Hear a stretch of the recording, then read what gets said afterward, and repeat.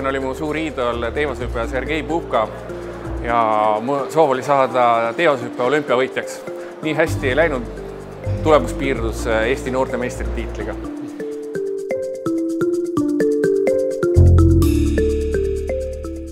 Elon Muski raamatut, jah, see oli viimane.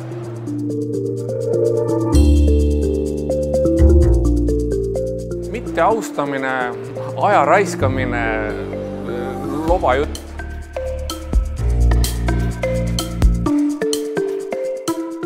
Ma otsin võib-olla liiga palju perfektsionismi taga, seda kõige viimast ja siis ma mõnele detailile kulutan liiga palju aega.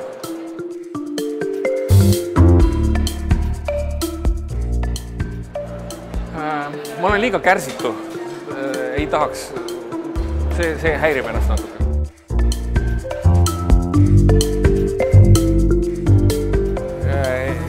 Ma ei tööta üldse, ma olen eluaeg teinud seda, mida ma tahan. See on mu hobi ja see, et sellest ma raha saan, see on puhas boonus.